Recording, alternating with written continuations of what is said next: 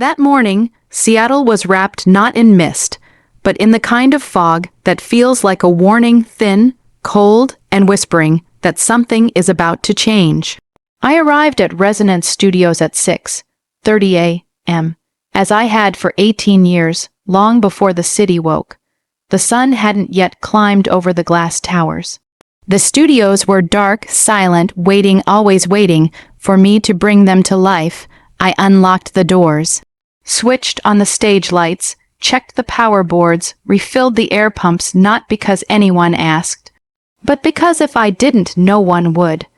Resonance ran smoothly because I made sure chaos never had a chance to crawl in. I thought that morning was like any other until I opened my inbox. Subject: alignment and future opportunities. Quick sync.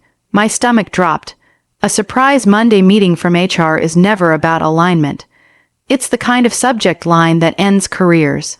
Still, I cleaned the camera screens, organized tools, brewed coffee for a team that barely remembered my name. At 4:58 p.m., while others packed their bags, I stepped into conference room B. Jason Clark, the young CEO with a suit cut sharper than his conscience, sat waiting. Beside him, Lydia from HR, her expression carved from practiced sympathy. They didn't greet me. The room was colder than usual, the fluorescent lights buzzing like dying insects. Lydia began, her voice smooth like a commercial script. "Claire, thank you for coming. We just wanted to chat about some organizational changes." I didn't respond. I knew the dance. I had seen this happen to too many good people. Jason didn't look at me when he said it. "This is part of a restructuring plan to optimize costs before our IPO. Nothing personal, nothing personal." Those words are always the bullet before the trigger is pulled. "When does it take effect?" I asked quietly. Lydia slid a folder toward me. "Immediately. We'll need your badge and keys." I unclipped my card, then reached into my pocket for the old keychain, the same one I labeled by hand in 2005.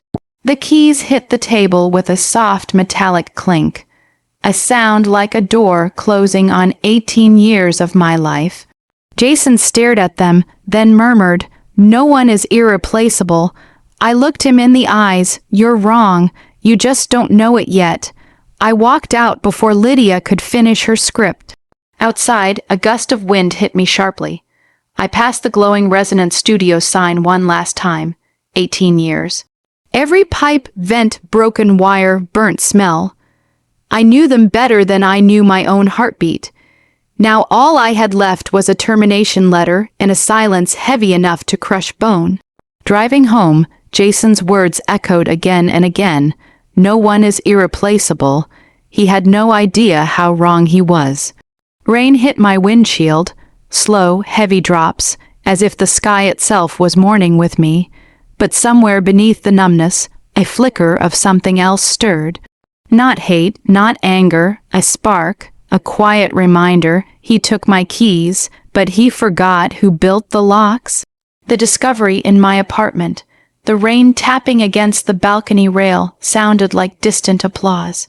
I opened an old drawer and pulled out a dusty plastic sleeve. Lease 2005, Donovan, only my name, still there. Still legally binding. I flipped to the renewal clause. Tenant must submit written notice at least 30 days before expiration. Expiration date, August 1st. I checked my phone. It was August 3rd. They forgot to renew. The entire building, the headquarters, the heart of their IPO dream, was still under my name. A laugh escaped me. Quiet, disbelieving, razor, sharp. They fired the wrong person. The move I called Eddie, my old intern, now a real estate lawyer. He said 6 words that shifted the ground beneath my feet. "Claire, you own their beating heart. We prepared the termination notice." I signed it with a steady hand, and so the countdown began. 30 days until their world shook. The panic inside Resonance, chaos erupted. Jason read the notice, his face drained of color. She signed the lease still. Lydia's voice cracked. Every contract lists her as the primary tenant. Investors started asking questions. Rumors spread. The board demanded answers, and through all of it, Jason repeated the same line, but this time with fear. No one is irreplaceable, right? But even he didn't believe it anymore. The confrontation, he called me desperate. Claire, let's resolve this amicably. No, I said. I don't need amicable, I need lawful. I hung up. They wanted war, they wanted technicalities, but I had something stronger, the truth. The paperwork, the foundation they stood on, me. Judgment day at the hearing, Jason couldn't look me in the eye. Their lawyer tried to twist clauses. Eddie crushed every argument without mercy. Then the verdict came, the lease termination stands. A quiet sound escaped Jason. A small, defeated breath. He finally understood. The final blow I stood, gathered my documents and said, "You took my keys, but I kept the building."